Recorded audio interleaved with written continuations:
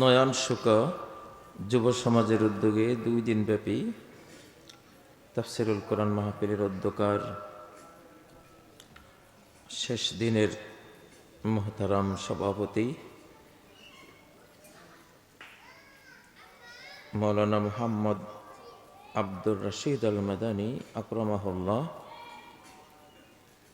প্রধান অতিথি মুহাম্মদ নুরুল ইসলাম বুলবুল হাফেজাহুল্লাহ,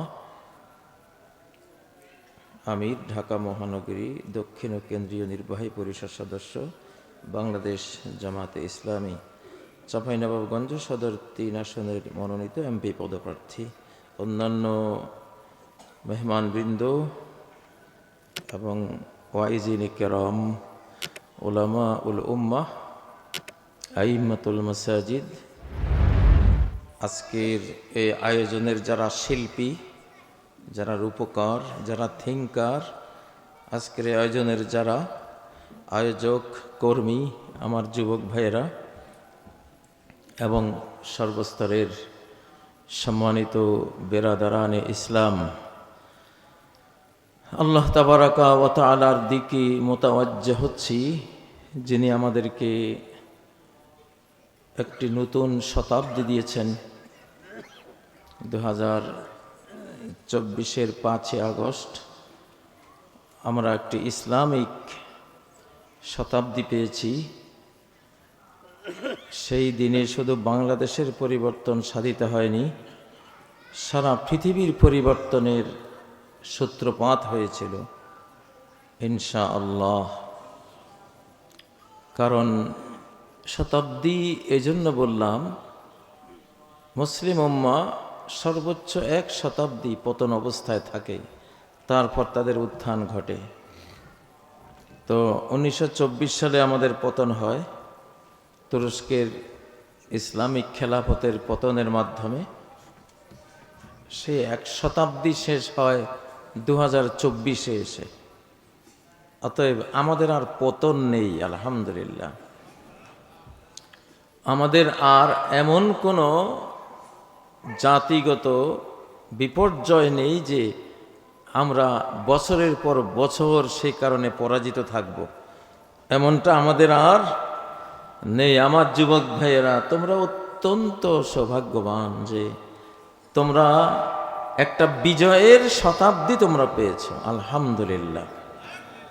আমার যুবক বয়সে এটা আমি পাইনি। আমরা আকাঙ্ক্ষী ছিলাম, প্রত্যাশী ছিলাম, কিন্তু তখন আমাদের পতনের শতাব্দী শেষ হয়ে যায়নি। তো আজকের যারা তোমরা আছো যুবকরা, তোমাদের সাথে আমরাও আছি, বৃদ্ধরা, তোমাদের যেমন সৌভাগ্য আমাদেরও এটা বিশাল সৌভাগ্য। অন্তরের অন্তঃস্থল থেকে বলো আলহামদুলিল্লাহ, আলহামদুলিল্লাহ। একটা তাকবীর দিবা, একবারে শীত যাতে উড়ে যায় একেবারে। লিল্লাহি তাকবীর, নারায়ে তাকবীর, আরো জোরে নারায়ে তাকবীর। এই তাকবীর, এটা শুনলে আল্লাহ রাব্বুল আলামিন কত খুশি হন। তাকবীর এটি একটি ফরজ মনোভাব। তাকবীরটা ফরজ ঈমান, একটি ফরজ আমল। তাকবীরের নির্দেশ আল্লাহ নিজে দিয়েছেন। কে দিয়েছেন? ওয়াকাব্বিরহু তাকবীরা। তোমরা তাকবীর বলো, আল্লাহর বড়ত্ব শ্রেষ্ঠত্ব ঘোষণা করো সর্বোত্তম রূপে, সর্বশক্তি দিয়ে। কোরআন নিজে বলছে, সূরা বনী ইসরাইলের শেষ আয়াত, ওয়াকাব্বিরহু তাকবীরা।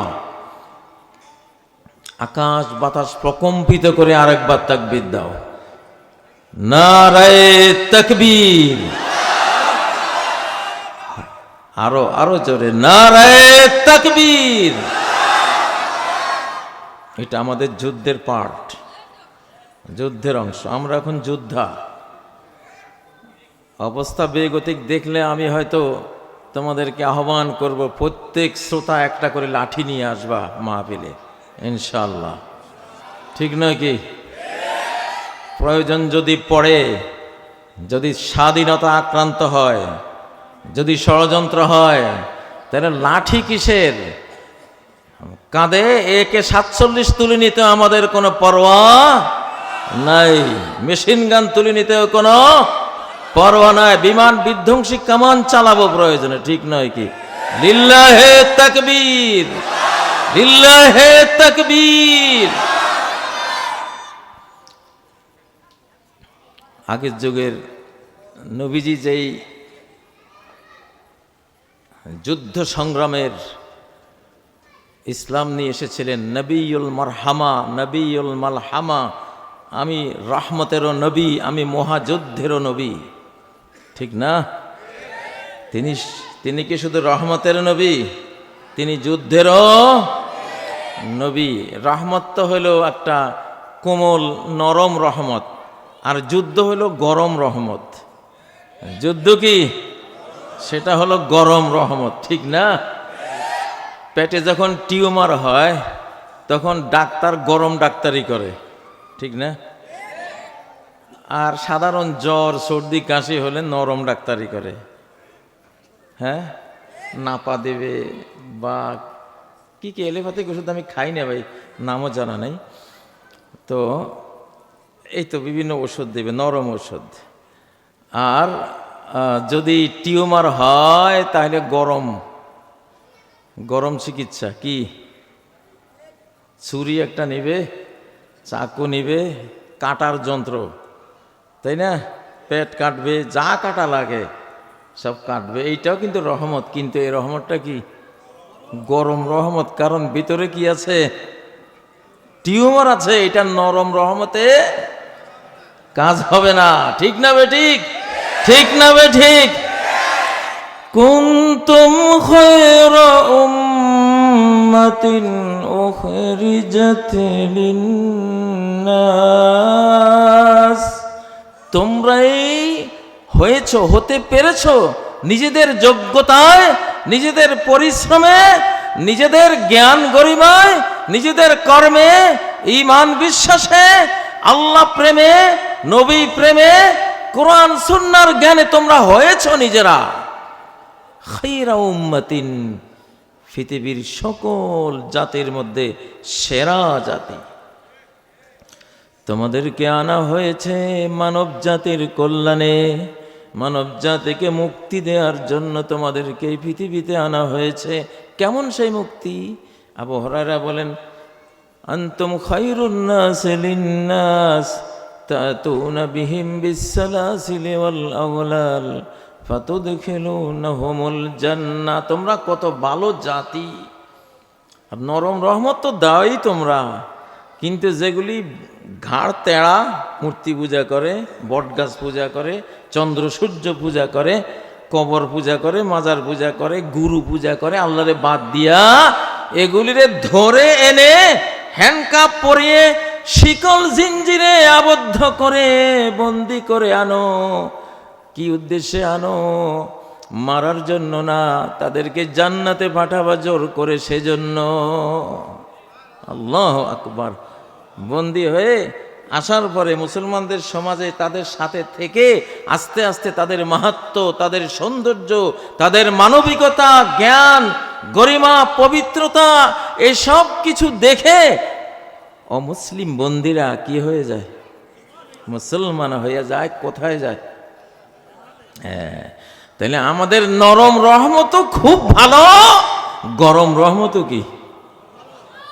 বাংলাদেশে এখন বিস্তর গরম রহমত রেডি হয়ে আছে। ঠিক না বে ঠিক? গরম রহমত পার্শ্ববর্তী দেশ থেকে খুব হুমকি দামকি দেয়, তো এই জন্য আমরা গরম রহমত নিয়ে রেডি আছি ইনশাআল্লাহ। এমন গরম রহমত দেব এবার। জান্নাতে যাবি না, কালী পূজা করে জাহান্নামে যাবি? জোর করে নিয়ে আসবো নিয়ে আসার পরে বলবো, দেখ আমরা কি মানুষ, আমরা কি করি, দেখ আমাদের রাতের কান্নাকাটি দেখ, আমাদের তাহাজ্জুদ দেখ, আমাদের সর্বশক্তিমান রব্বুল আলামিনের কাছে আমাদের আহাজারি দেখ, আমাদের মানবিকতা, মানব সেবা দেখ, আমাদের উদারতা দেখ, আমাদের ক্ষমা মার্জনা দেখ। তুই নিজেই বলবি আসলে তোমরাই মানুষ, ঠিক না? ইনশাআল্লাহ। শাহজালাল রহমতুল্লাহ আলাই, শাহপরান রহমতুল্লাহ আলাই, খান জাহান আলীদের গরম রহমত পেয়ে এই দেশের লক্ষ লক্ষ হিন্দু, বৌদ্ধ, খ্রিস্টান, হরিজন, ডোম, কচ্ছপ, নমশূদ্র মুসলমান হয়েছে কিনা? হয়েছে কিনা? বাংলাদেশে আমরা গত বহু বছর থেকে খালি নরম রহমত নিয়ে আমরা ছিলাম। নরম হতে হতে অতিরিক্ত নরম হয়ে গেছিলাম। অতিরিক্ত নরম হইয়া বেঈমানদের দাস দাসী হয়ে গেছিলাম। বেঈমানদেরকে স্বামী বলছিল আমাদের লোকেরা, ওরা নাকি স্ত্রী। আস্তাগফিরুল্লাহ, আস্তাগফিরুল্লাহ। ওয়ান্তুমুল আ'লাউনা ইন কুনতুম মুমিনিন। যদি ঈমান থাকে, আল্লাহর প্রতি যদি বিশ্বাস থাকে, যদি লা ইলাহা ইল্লাল্লাহ তোমাদের মর্মমূলে থাকে, তাহলে সবার ঊর্ধ্বে থাকবা তোমরা। আল ইসলাম ইয়ালু ওয়ালা ইউলা, ইসলাম সবার উপরে থাকে, ইসলামের উপরে কেউ যেতে পারে না। তেল পানির উপরে ফেললে যতই পানির নিচে তেলের ডুবান, তেল কি পানির নিচে থাকে? ভাসি উঠবেই, ঠিক নেবে? ঠিক। ডালের মধ্যে যে সরিষার তেল ইত্যাদি আমরা দেই, তেলটা কি ভিতরে নিচে থাকে না উপরে? একটু আগে তো আপনারা ডাল দিয়েছিলেন, মেহমানদারি করেছিলেন, যে দেখলাম যে ডালের উপরে সব তেল। কিন্তু এটা ইসলামের স্বভাব। ইসলাম তুমি যত দাবাইতে চাইবা এটা উপরে যাবে। তার স্বভাবে হইল ঊর্ধ্বগতি, সে কখনো নিম্ন গতিতে যায় না, ঠিক না বে ঠিক? তাহলে বাংলাদেশ এইবার ইনশাআল্লাহ যারা মূর্তি পূজা করে, যারা শিরিক করে, যারা বুঝে না বুঝে অথর্ব মাবুদের সামনে এই সম্মানিত মাথা নত করে, এইবার বাংলাদেশ তাদের উপরে আধিপত্য করবে ইনশাআল্লাহ। গরম রহমত দেবে ইনশাআল্লাহ। ওদের ক্ষতির জন্য নাকি বাঁচাবার জন্য? আমাদের নবী মুহাম্মদ সাল্লাল্লাহু আলাইহি ওয়াসাল্লাম কতটা মানব দরদি ছিলেন। আল্লাহ বলেন, লাআল্লাকা বাখিউন নাফসাকা আল্লা ইয়াকুনু মুমিনিন। ও নবী, মনে হয় যেন তুমি আত্মহত্যা করে ফেলবা, নিজেকে খুন করে ফেলবা তুমি জানো। কি কারণে? যে এরা যে কেন ঈমান আনছে না, তাদের ঈমান কেন তারা আনে না, এই বেদনায়, এই দুঃখে তুমি যেন নিজের জীবনটাই বিসর্জন দিয়ে দিবা। এত কষ্ট পাও তুমি, আল্লাহু আকবার, এত কষ্ট পাও তুমি।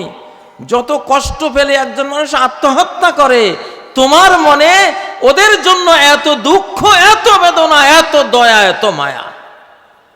সুবহানাল্লাহ। ও যুবকরা, তোমরা পেয়েছো সেই ইসলাম ইনশাআল্লাহ। শুধু নরম হইবা না, কি হইবা? অধপতিত জাতি, যে জাতি অধপতনে পড়ে, দুর্বল হয়ে যায়, বেঈমানদের সামনে নমনম করে, এইসব জাতির তরুণদের হতে হয় একেবারে জালালি স্বভাবের, অগ্নি স্বভাবের, ঠিক না? जो कहते हैं करके दिखा देंगे, बहता हुआ पानी पे आग लगा देंगे, যা বলি তা করিয়ে দেখিয়ে দেব, বহতা নদীর বুকে আগুন জ্বালিয়ে দেব। নারায়ে তাকবীর, নারায়ে তাকবীর। প্রয়োজনে এখন ভূমিকম্প ঘটাবো আমরা ইনশাআল্লাহ, আল্লাহকে দিয়া। কারে দিয়া? এখন বড় ওয়াজ হলো ভূমিকম্প, এখন বড় বক্তা হইল ভূমিকম্প, বড় ওয়াজ হইল কে? ভূমিকম্প। আমাদের 1 কোটি ওয়াজেও সেই হেদায়েত আসবে না, এক ভূমিকম্পে যে হেদায়েত দেখিয়ে আসলাম ঢাকায়। ঠিক না বে ঠিক? ঠিক না বে ঠিক? এগুলি কিন্তু ওয়াজ। ভূমিকম্প একটা ওয়াজ। ভূমিকম্প কি? যে কোনো শাস্তি একটা ওয়াজ। আল্লাহ নিজে বলছেন ফাজআলনাহা নাকালাল লিমা বাইনা ইয়াদাইহা ওয়া মা খালফাহা ওয়া মাউইযাতাল লিল মুত্তাকিন। আমি এই শাস্তিকে, আমার পানিশমেন্টকে আমি একটা সাজা হিসাবে দিয়েছি সামনের পেছনের যেই অপরাধীরা, ক্রিমিনালরা, কাফের বেঈমান মুশরিকরা আছে তাদের জন্য এটা আমি শাস্তি হিসেবে দিয়েছি। কিন্তু এই শাস্তিটাই মাউইযাতাল লিল মুত্তাকিন, মুত্তাকিনদের জন্য ওয়াজ। মুত্তাকিনদের জন্য ভূমিকম্প একটা ওয়াজ, ফেরাউনের মরণ মুত্তাকিনদের জন্য একটা ওয়াজ, নমরুদের ল্যাংড়া মশার দংশনে মরে যাওয়া এটা মুমিনদের জন্য একটা কি ওয়াজ, একটা উপদেশ যে দেখো মুমিন, তুমি যদি ঈমান না আনতা তাহলে তোমার পরিণতি এরকম হইতে পারত। ঠিক না? ও ভাইরা, এখন পৃথিবী শেষ প্রান্তে, শেষ জামানায় চলে আসছি আমরা। কোন জামানা? আমাদের নবী যে কত সত্য নবী ছিলেন, আল্লাহু আকবার, আল্লাহু আকবার। তার প্রত্যেকটা কথা তার সত্য নবী হওয়ার দলিল এবং প্রমাণ এবং ডকুমেন্টস, এভিডেন্স বহন করে। নবীর মুখের প্রত্যেকটি কথা প্রমাণ করে যে তিনি কি ছিলেন? সত্য নবী ছিলেন। আমি একখান হাদিস বলি তোমাদেরকে। 1450 বছর আগে তিনি যে হাদিসটা বলে গেছেন, তোমরা সেই হাদিসটাতে চিন্তা করলেই তোমরা বুঝবা যে কত সত্য নবী ছিলেন তিনি। কিভাবে বললেন? তিনি বলেছেন লাতাত্তাবিউন্না সুনানা মান কানা ক্বাবলাকুম হাজবান না'ল বিন না'ল আও হাজবাল কুজ্জাতি বিল কুজ্জা হাত্তা লাউ দাখালু জুহরা দাব্বিন লাতাবি'তুমুহুম। বিভিন্ন ভাবে হাদিসটা আছে, তিরমিজির রওয়ায়াত আর অন্যান্য হাদিসের গ্রন্থগুলিতে এসেছে যে অবশ্যই তোমরা তোমাদের আগের যেই জাতি, ইহুদি জাতি, জিউস, এই যে ইসরায়েল রাষ্ট্র আছে না, এরা ইহুদি, এরা কি ইহুদি জাতি। আবার আমেরিকা, ইউরোপ আছে না, কি জাতি? খ্রিস্টান জাতি। তোমরা ওদের কৃষ্টি, কালচার, সংস্কৃতি, ওদের আচার আচরণ এমন ভাবে তোমরা ফলো করবা যেমন তোমরা তাদের এমন ভাবে সমান সমান হয়ে যাবা যেমন একটা স্যান্ডেল আর একটা স্যান্ডেলের কি হয়? এক সমান হয়। 2 পায়ের স্যান্ডেল দুইটা কি একটা 42 ইঞ্চি একটা 43 ইঞ্চি হয়? দুইটাই কয় ইঞ্চি হইব? এক সমান হইব। ঠিক না? তোমরা আর ইহুদি খ্রিস্টানরা এইভাবে সমান সমান হইয়া যাইবা, এক সময় আসবে শেষ জামানায়। এটা অবশ্যই এখন পার হয়ে যাচ্ছে ইনশাল্লাহ, তোমরা ভয় পাইও না। আমি নবীজির সত্যতা তোমাদের সামনে তুলে ধরছি। একটা সময় গত শতাব্দীতে মুসলমানরা ইহুদি খ্রিস্টানদেরকে কিভাবে ফলো করেছে, আল্লাহু আকবার।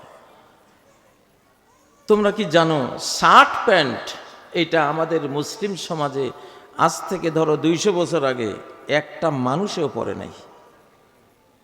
একটা মুসলমানের শরীরে তুমি গায়ে শার্ট আর প্যান্টের মতো একটা পোশাক তুমি 200 বছর আগে গেলে দেখবা না, ছিল না। পাঞ্জাবি, পায়জামা এগুলি ছিল, ঠিক না? শার্ট প্যান্ট হলো কুলি মজুরের পোশাক। কার পোশাক? কুলি মজুর, লেবারের পোশাক। রাগ হইও না ভাই, কারণ শার্ট প্যান্টও তোমাদের জিনিস না, এটা তো আমেরিকান ইউরোপিয়ানদের ড্রেস, তোমরা নকল করছো। ব্রিটিশদের লর্ড ক্লাইভদের ড্রেস তোমরা নকল করছো, ঠিক না? বা আমাদের যুবকরা নকল করছে, ওই রকম হয়েই গেছে। হাজবান নাল বিন নাল, স্যান্ডেল দুইটা যেরকম একটা একটা সমান। আজকে আমাদের মুসলমানদের ড্রেস দেখলে, ট্রাম্পের ড্রেস দেখলে কোনো বেশ কম নাই আছে? হ্যাঁ, ইলন মাস্কের ড্রেস আর আমাদের মুসলমানদের ড্রেস বেশ কম আছে? নাই। নবীজি কি সত্য কথা বলে গেছেন যে একেবারে এমন ফলো করবা যেমন একটা স্যান্ডেল আর একটা স্যান্ডেলের সমান হয়ে যায়। আল্লাহু আকবার। আমি জানি আমার ছোটবেলা আমি শুনতাম, আজ থেকে ধরো 90-100 বছর আগে বাড়ির কোনো জামাই যদি, মেয়ের জামাই যদি প্যান্ট পরে শাশুড়ির সামনে আসতো, শাশুড়ি দেখা দিত না, লজ্জা পেত।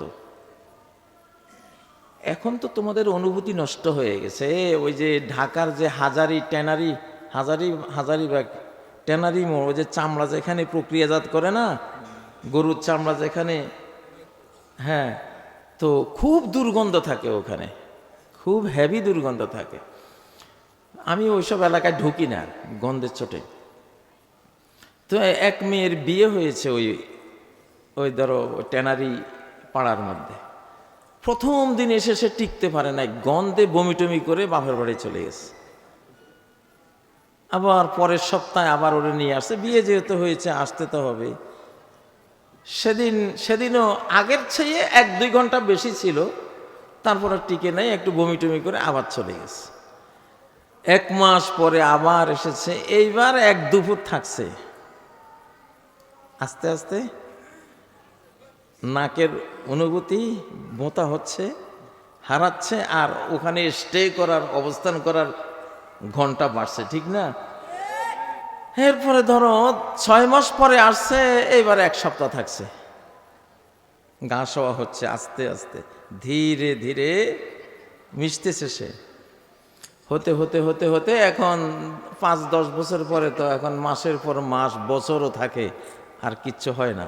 একদিন সে তার শাশুড়িরে বলে যে, শাশুড়ি, আমি যে কত ভাগ্যবতী ভূতের বউ তোমার। আমি যখন এই এলাকায় আসি, হায় রে দুর্গন্ধ, হায় রে এর খারাপ যেই মানে ঘ্রাণ, চামড়ার যে দুর্গন্ধ, এগুলিতে থাকাই যাইতো না। কিন্তু আমি দেখলাম কি, আমি আসার পরে আল্লাহ তাআলা আস্তে আস্তে এই গন্ধগুলি দূর করে দিচ্ছেন। তাহলে আমি কত বরকতময়। আজকে আমি আসছি এখন 5 বছর হয়েছে, 5 বছর পরে এই এলাকায় আর চামড়ার কোনো গন্ধই নাই। এখন শাশুড়ি মিটমিট করে হাসতেছে, আপনি আমাকে ট্রল করছেন? বিশ্বাস হয় না? আমি তো গন্ধে থাকতে পারি নাই প্রথমে, আর আজকে দেখেন কোনো গন্ধ লাগে? শাশুড়ি কয়, আরে পাগলি, গন্ধ তো গন্ধের জায়গাতে আছে, তোর ওই বাপের বাড়ির নাকটা আর নাই। শ্বশুর বাড়িতে, জামার বাড়ির দুর্গন্ধের এই শ্বশুর বাড়িতে এসে তুই বাপের বাড়ির ওই সুবাসের ওই নাকটা তুই হারাই ফেলছিস। গন্ধ কিন্তু গন্ধের জায়গাতে আছে, ঠিক না বে ঠিক? ঠিক না বে ঠিক? হ্যাঁ, ঈমান যখন সতেজ ছিল। 1945 সালে ঢাকায় আমার এক কলিগ আমার সাথে একসাথে শিক্ষকতা করেন, উনি বলেন 45 সালে আমার স্ত্রীকে ঢাকা নিয়ে আসছি। তো আমার স্ত্রী জীবনে দাড়ি কাটা পুরুষ উনি দেখেন নাই। কারণ মুসলিমরা তো দাড়ি কাটবে না, দিস ইজ আওয়ার কালচার। দাড়ি কাটবো না, দাড়ি রাখবো, এটা আমার কালচার, আমার কৃষ্টি, আমার সংস্কৃতি, আমার সভ্যতা, আমার মহানবী সাল্লাল্লাহু আলাইহি সাল্লামের সারা জীবনের লাইফ স্টাইল হলো আমরা কি রাখি? দাড়ি রাখি। একটা পুরুষও ওনার স্ত্রী দেখেন নাই গ্রামে যে দাড়ি কাটে। প্রথম যখন ঢাকায় আসে, ফার্স্ট সে একটা দাড়ি কাটা লোক দেখে আমারে প্রশ্ন করলো, আমার স্ত্রী, এটা কি লোক, এটা কেমন লোক, এটা দাড়ি নাই? আমি হতবাক হয়ে গেছি যে সে চিনতেছে না, সে বুঝতে পারতেছে না যে এটা কি পুরুষ না মহিলা, দাড়ি নেই। কিন্তু এখন তো দাড়ি রাখলে, দাড়ি দেখলে একসময় মানুষ আশ্চর্য করতো, দাড়িওয়ালা হুজুর এটা কেমন, ঠিক না? মেয়েকে যদি ইন্টারভিউ নেওয়া হয়, তুমি দাড়িওয়ালা স্বামী নিবে? না না না না না, এখন অবশ্য পাল্টে গেছে। এখন কি, এখন পাল্টে গেছে, ইসলাম আবার ফেরত আসতেছে। ইসলাম আবার, আমি আশ্চর্য হই যে এই ওয়াজটা আমি বেশি করি যে এটা ইসলামের শতাব্দী। আমরা বয়স্ক যারা, বয়স্করাই বলতে হয় এগুলি, তরুণ ওয়াইজদেরকে ধরাই দিতে হয়। এটা কার শতাব্দী? জোরে বলো, কার শতাব্দী? ইসলাম যে আসতেছে তোমরা টের পাও? ফেসবুক খুললে, মোবাইল খুললে দেখি এখন হুজুররা অ্যাড দেয়। অ্যাডের মধ্যে সব হুজুর অধিকাংশ, ঠিক না? টর্চ লাইটের অ্যাড দেয় হুজুররা, বালিশের অ্যাড দেয় হুজুররা, দাঁড়িওয়ালা, টুপিওয়ালা, মধুওয়ালা, মধুর অ্যাড দেয় পাগড়িওয়ালা এক হুজুরে, ঠিক না? ঠিক। কল্পনা করতে, আজ থেকে 30 বছর আগে কল্পনা করতে শরম পাইতে, হুজুর আবার অ্যাড দিবে, তা নায়িকা গায়িকা ওরা, বুঝলেন না? বাম হাতে এরকম একটা খাবে, বাম হাতে খায় তো শয়তান। আগের যুগে অ্যাড দিত শয়তানে, কে? বাঁ হাতি শয়তান। ইন্না শয়তান ইয়াকুলু বিশিমালি, শয়তান বাম হাতে খায়, ঠিক না? দেখো, প্রায় অ্যাডের মধ্যে এখন মানুষ বুঝে গেছে যে এই সুন্নতি লেবাস মানে ওনার কথার মধ্যে সত্যতা আছে। উনি একটা জিনিস অ্যাড দিলে অন্তত এটা বুঝে শুনে এই লেবাসটার মর্যাদা রক্ষা করেই উনি দেবে, ঠিক না বে ঠিক? ঠিক না বে ঠিক? ইসলাম আসতেছে কিনা? আলহামদুলিল্লাহ, আলহামদুলিল্লাহ, ইসলাম আসতেছে। ও ভাইয়েরা, তো এই কিয়ামতের আগের যুগে আমরা আসি পড়ছি। এখন অনেক বড় বড় ওয়াজ আসবে আল্লাহর পক্ষ থেকে। বড় বড় কি আসবে? এখানে কারা আছেন যারা ঢাকা শহরে গেছেন বা ঢাকা থাকেন? হাত তোলেন দেখি। ঢাকা থাকেন কারা? ঢাকা যান? এইখানে তো অনেককে দেখতেছি আমি, হাত নামান। ধাক্কা শব্দ, ঢাকা যে, আমি জানি না, আমি আজকে এখানে আপনাদের এখানে আসতে আসতে চিন্তা করেছিলাম, এই যে ভূমিকম্পটা, ভূমিকম্প কিন্তু মারাত্মক একটা আল্লাহর পক্ষ থেকে যেই সৃষ্টি জাগতিক যেই শাস্তি, এর মধ্যে ভূমিকম্প বড়ই ভয়াবহ। কারণ কয়েক সেকেন্ডে জীবন শেষ। সেদিন তো আমি ছিলাম ঢাকা, আমি একটা বিল্ডিংয়ে ছিলাম, যেভাবে স্ট্রোকটা মারছে, যেভাবে আঘাতটা মারছে, তখন যে দরজা থেকে বের হব এই সময়টা পাওয়া যাবে বলেও মানুষের বিশ্বাস হচ্ছিল না। কালেমা পড়ে ফেলছে, জীবন চলে যাবে, এই পর্যায়ে চলে গেছে অলরেডি। তো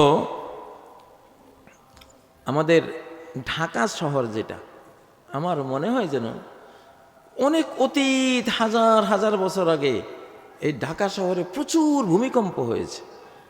ভূমিকম্পের কারণে আশপাশে নদী নালা কিছু নিচু হয়ে গেছে, কিছু উঁচু হয়ে গেছে। নিচুগুলো হয়ে গেছে বিল বা নদী, আর উঁচুগুলো হয়ে গেছে বাসস্থান ইত্যাদি। এগুলো হয় ভূমিকম্পে। দাক্কা, আমরা আরবিতে ডাকাকে লেখে দাক্কা, দাল কাফ কাপ, দাক্কা, দাক্কা লেখে সৌদি আরবের, এবং শব্দটা আসলে ওইটাই, দাক্কা। দাক্কুন মানে হলো চূর্ণ বিচূর্ণ করে দেওয়া।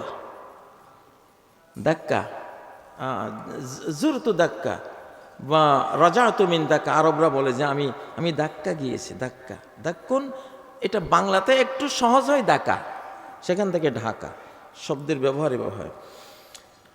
তো খুব সম্ভব অতীতে ঢাকা শহরে প্রচুর ঘূর্ণি কিনা কয় ভূমিকম্পের কারণে অনেক মেছাকার হয়েছিল, যার কারণে আরবরা এই নামটা দিয়েছে। তারা ব্যবসা করতে আসতো এই এলাকায়। আচ্ছা, বাড্ডা এলাকা, আমি আজকে আস্তে আস্তে, বাড্ডা নাকি একবারে ভূমিকম্পের সেন্টার। বাড্ডার নিচে হলো সেই ভয়াবহ ভূমিকম্পের মূল ফল্ট লাইন।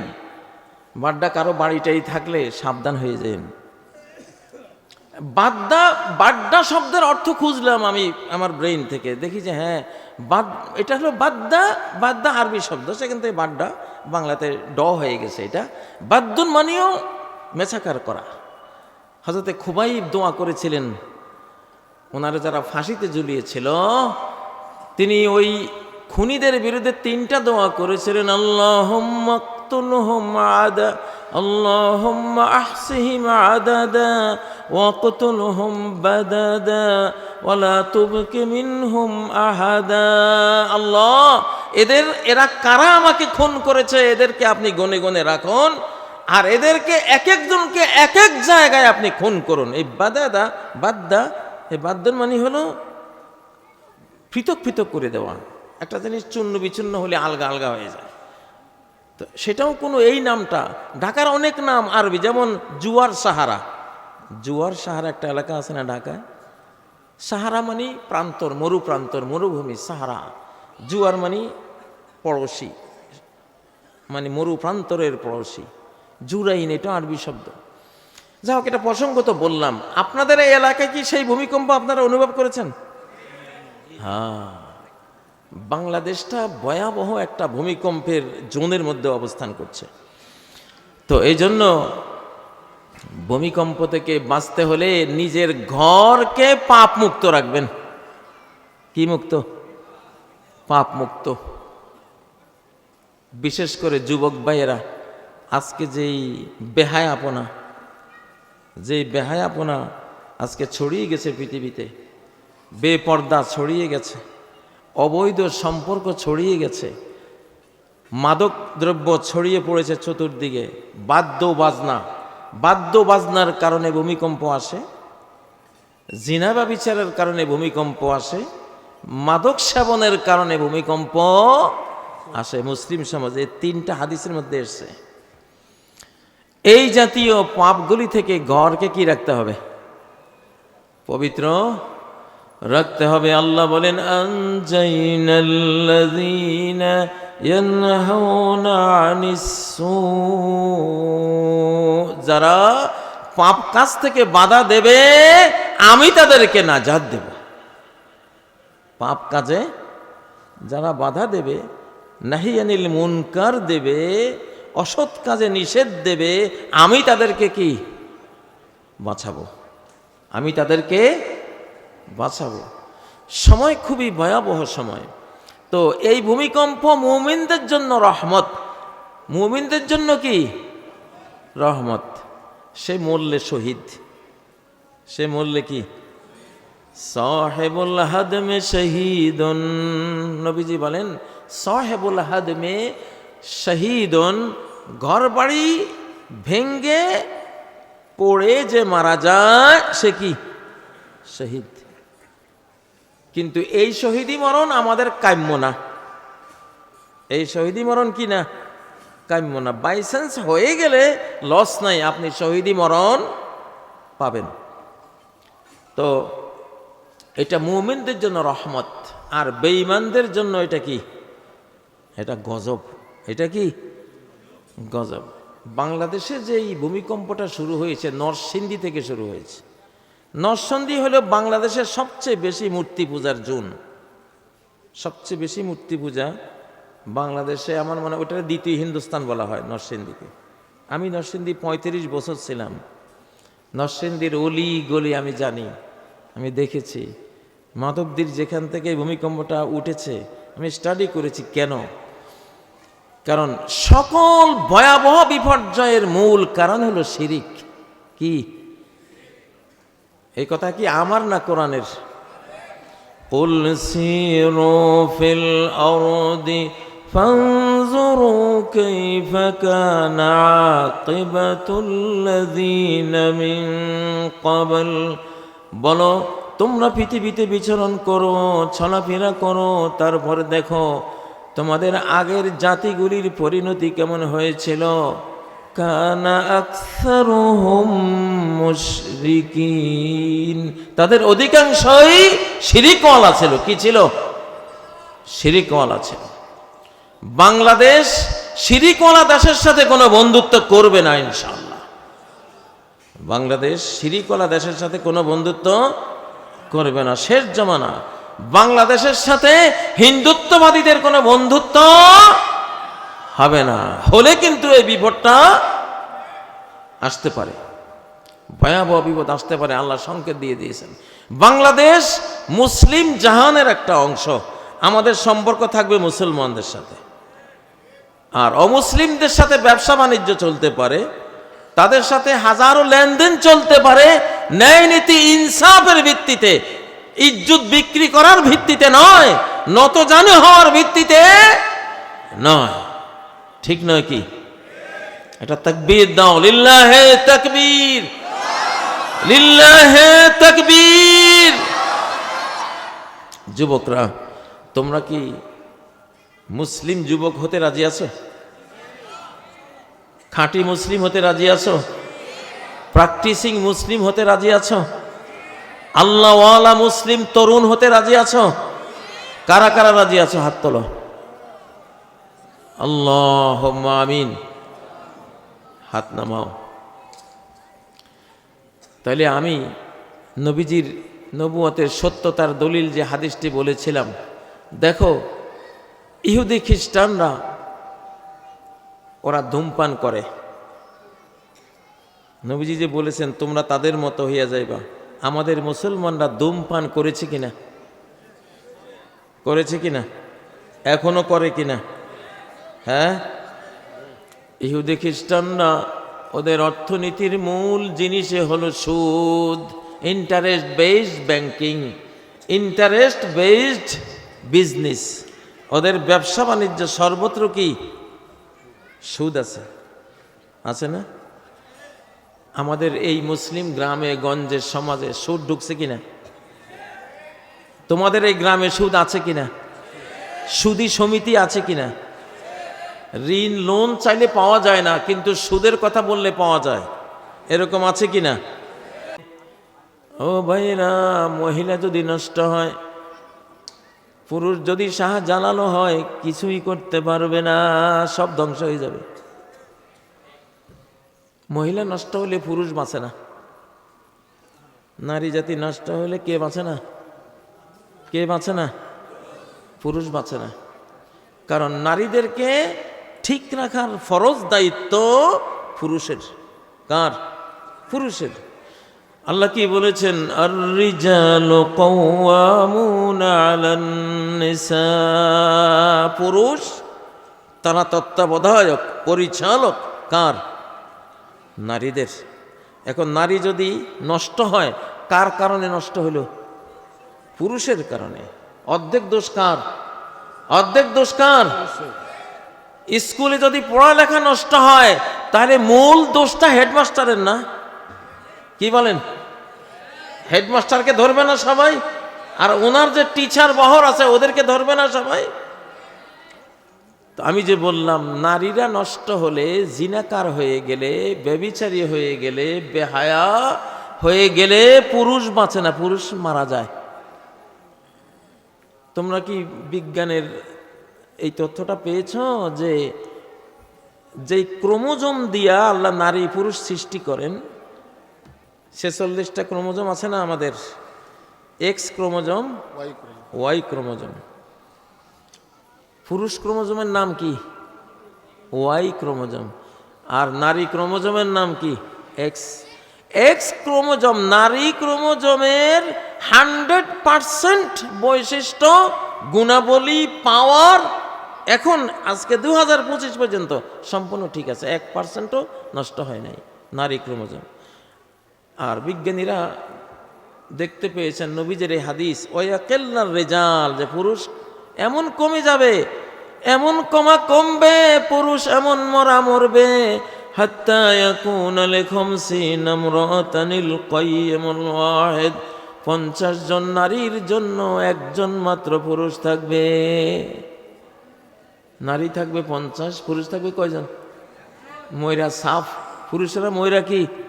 সাফ। এখন বিজ্ঞান বলছে অলরেডি শুরু হয়ে গেছে সিরিয়াসলি, পুরুষ ক্রোমোজোমের 97% বৈশিষ্ট্য, গুণ, জেনেটিক যেই পাওয়ারগুলি ছিল 97% শেষ হয়ে গেছে, মাত্র 3 ভাগ বাকি।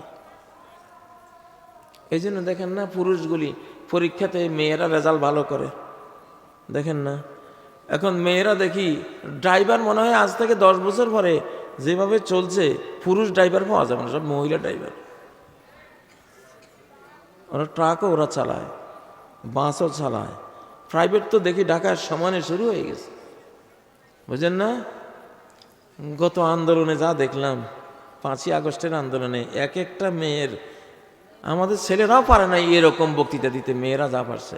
কারণ ওদেরটা ঠিক আছে, ওরা 100% ক্রোমোজোম ঠিক আছে, আর আমাদের ছেলেদের ক্রোমোজোম 100 ভাগের কত ভাগ নাই, 97 ভাগ। তো এটা রয়েছে কি এটা?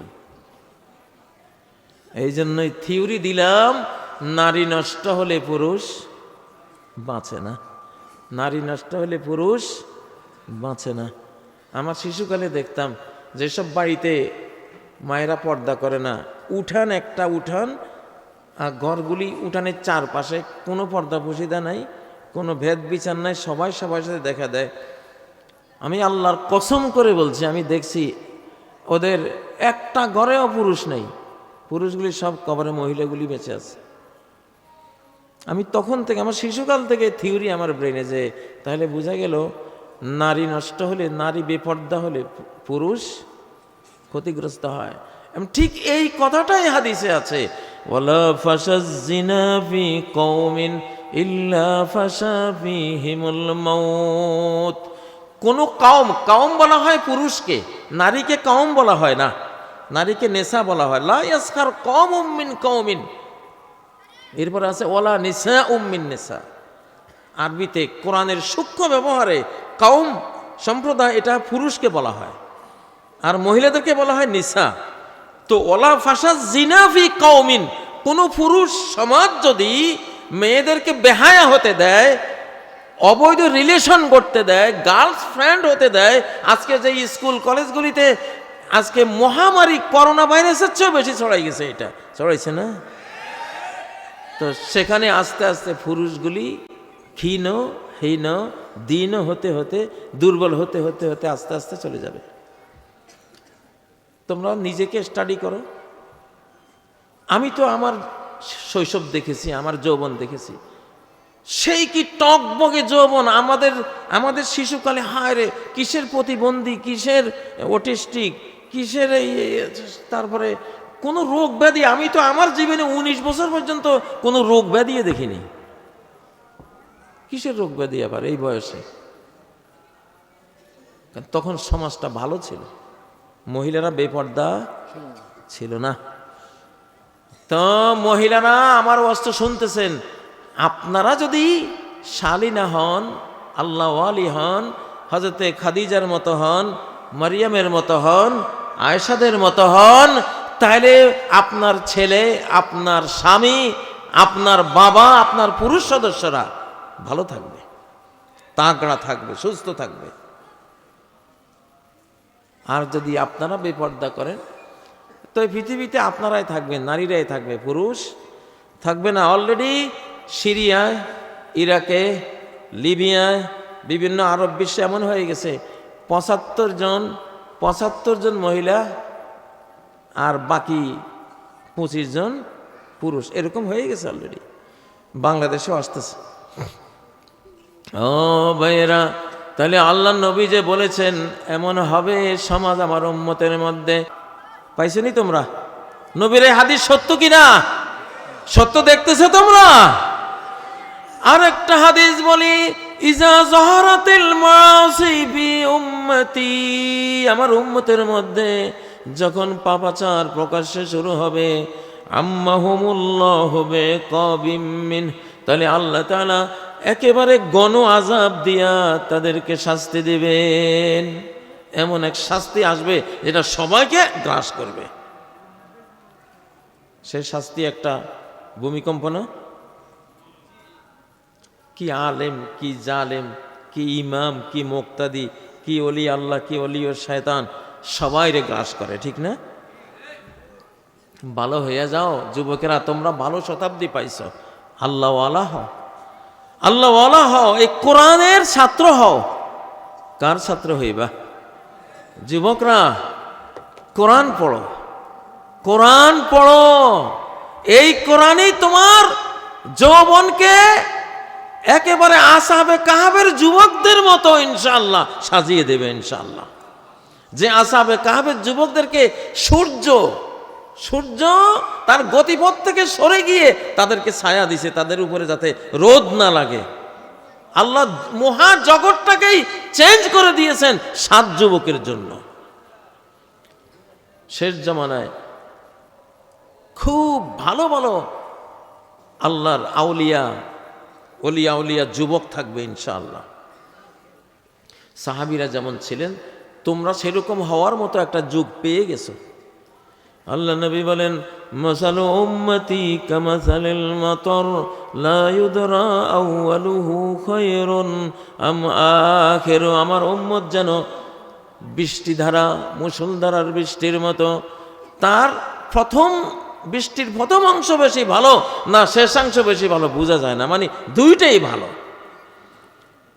এই উম্মতের মাঝখান দিয়ে অনেক খারাপ লোক গেছে, কিন্তু প্রথম অংশ খুব ভালো ছিল, এখন যে শেষ অংশ তোমরা, এটাও খুব ভালো হবে। আলহামদুলিল্লাহ। লিল আমিল ফিহিন্না আজরু 70 মিনকুম। কোন রওয়ায়াতে 50 আসছে, কোন রওয়ায়াতে 70 আসছে, যে শেষ জামানায়, এই জামানায় যারা আমার উম্মতের মধ্যে আমলদার হবে, নেককার হবে, 70 জন সাহাবী সওয়াব পাবে। ওরা কয়জন? তোমরা সেরকম হইতে কারা কারা রাজি আছো? আল্লাহ আল্লাহ। চাঁপাইনবাবগঞ্জ, হাত নামাও। চাঁপাইনবাবগঞ্জ খুব ভালো একটা এলাকা। আমি বাংলাদেশের অন্যান্য এলাকার যুবকদের চেয়ে চাঁপাইয়ের যুবকদেরকে বেশি স্ট্রং দেখি, ভালো দেখি। কেন আমরা তো বুঝি, আমরা তো সারা বাংলাদেশ ঘুরি না, কম্পেয়ার করি। তো তোমাদের শারীরিক গঠন দেখে আমি বুঝি তোমাদের এখানে ধর্মটা ভালো আছে, ধর্মীয় অনুশাসনটা ভালো আছে, ঈমান আমান অবস্থা অন্য এলাকার তুলনায় তোমাদের মধ্যে বেশি আছে। অন্য অনেক এলাকার তুলনায় তোমাদের মধ্যে বেশি আছে। মানুষ পাপী হলে স্বাস্থ্যও থাকে না, শরীরও নষ্ট হয়ে যায়। ঠিক না বেঠিক? ঠিক না বেঠিক? আল হাসানাতু দিয়াউন ফিল ওয়াজহ। যদি নেক আমল করো, চেহারা তোমার সুন্দর থাকবে। দিয়াউন ফিল বাদান, শরীরের মধ্যে আলো থাকবে। দিয়াউন ফিল কলবি, অন্তরের মধ্যে আলো থাকবে। কুওয়াতুন ফিল জাসাদ, শরীরের মধ্যে শক্তি থাকবে। আর যদি পাপ করো, সাওয়াদুন ফিল ওয়াজহে, চেহারা মলিন। চেহারা কি? মলিন। মনটা কালো, শরীরটা কালো। তুমি মসজিদের মধ্যে গিয়া দেখো, মসজিদে যারা যুবকরা আছে তাদের চেহারাকে স্টাডি করো, তাদের ধরন ধারণ দেখো। আর মদের বারে যারা যায় তাদের চেহারাগুলি দেখো, তাদের শরীরটার মধ্যে স্টাডি করো, দেখবা এদেরকে মসজিদওয়ালা করে, মসজিদওয়ালার তরুণগুলিরে দেখলে প্রাণবন্ত মনে হয়, তাই না? ফেরেশতা ফেরেশতা মনে হয়, শক্তিশালী মনে হয়, ভালো মানুষ বলে মনে হয়। আর যেগুলি মদের বারে থাকে কেমন দেখা যায়? চোর চোর ভাব, ঠিক না? চোর, ছামার, বাটপার, কত রকম, কত খারাপ মনে হয়, ঠিক না? ঠিক। এটা হয় পাপ পুণ্যের কারণে। কি কারণে? পাপ আর পুণ্যের কারণে। পাপের কারণে মানুষ অধঃপতনে যায়, পুণ্যের কারণে মানুষ সৌন্দর্যমণ্ডিত হয়, সব দিক থেকে সে সাকসেসফুল হয়। তো যুবকরা,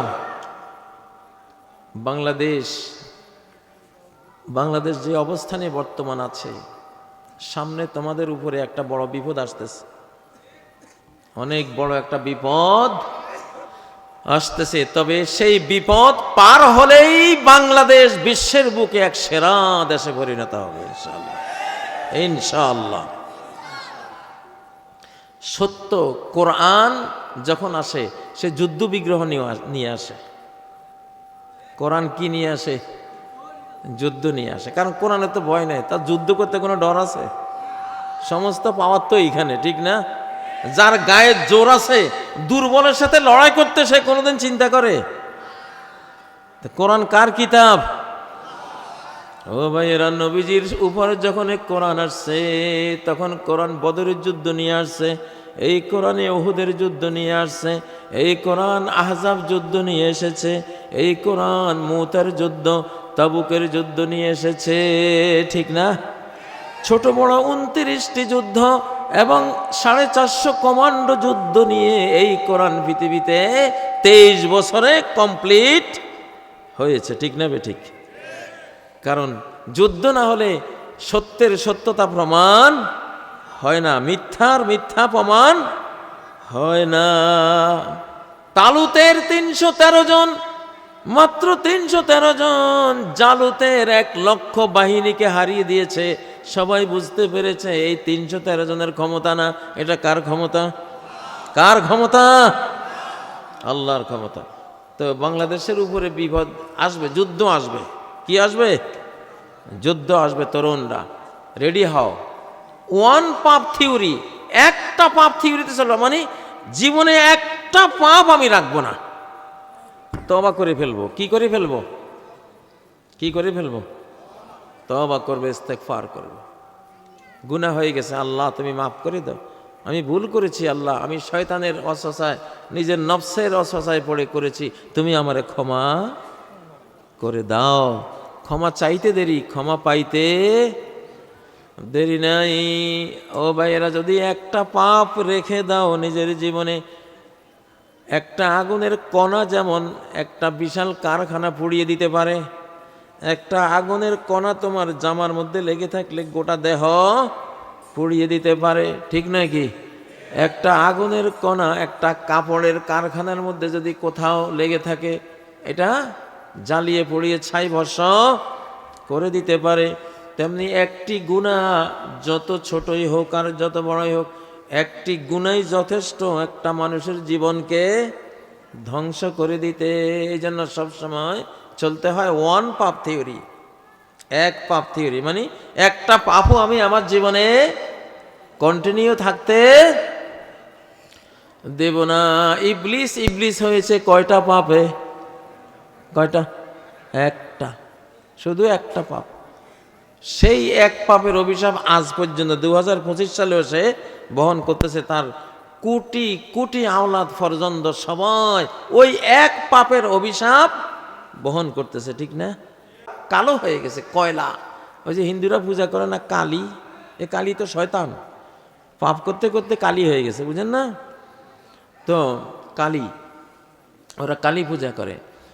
তো এই পাপ, একটা পাপ একটা ইবলিস জিন জাতিকে ধ্বংস করে দিয়েছে। কেন? তওবা করে নাই। কি করে নাই? তওবা করে নাই, ক্ষমা চাই নেই। যদি ক্ষমা চাইতো তাহলে কি বাঁচতে পারত, দুনিয়াতে শাস্তি হলেও আখেরাতে মুক্তি পেয়ে যেত। যেহেতু ক্ষমা চায় নাই, এই জন্য মুক্তি নাই। তাহলে এক পাপে ইবলিস আর ইবলিসের গোটা বংশ শেষ। এক পাপে তো আদম আলাইহিস সালাম 7 আসমানের উপরের জান্নাত থেকে জমিনে বহিষ্কৃত হয়েছেন। কয় পাপ? একটা মাত্র পাপ, ঠিক না?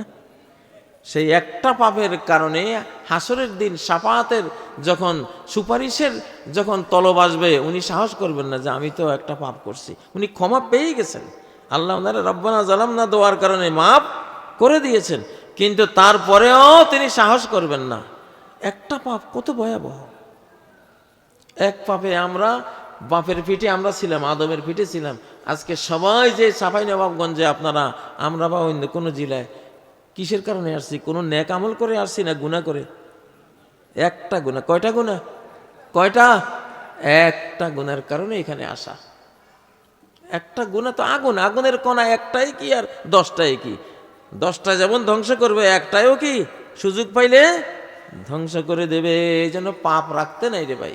নবীজি ইন্নী লা আস্তাগফিরুল্লাহ ওয়া আতুবু ইলাইহি ফিল ইয়াউমি আকসারা মিন 100 মাররা, একদিনে 100 বারের বেশি আমি ইস্তেগফার করি, আল্লাহর কাছে তওবা করি। যুবকরা, যৌবনের বয়স খুবই গুনাহ খাতা দিয়ে ভরা একটা বয়স হয়।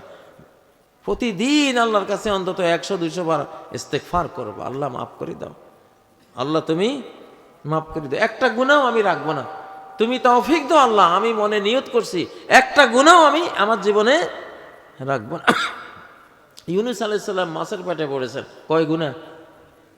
কয়টা পাপ? একটা। দাওয়াতি এলাকা ছেড়ে পালাইছিলেন। এই একটা গুনাহ একবারে তিমির পেটে, ঠিক না? ঠিক না? তো নবীরা যদি এক পাপে এরকম সর্বনাশ হয়, তুমি আর আমি কি? আচ্ছা, তো এই জন্য এইটা খেয়াল রাখবা যে একটা পাপই আমাদের জীবনকে ধ্বংস করতে পারে। তো একটা পাপও যাতে জীবনে না থাকে সেটা তোমরা ইনশাল্লাহ খেয়াল রাখবা।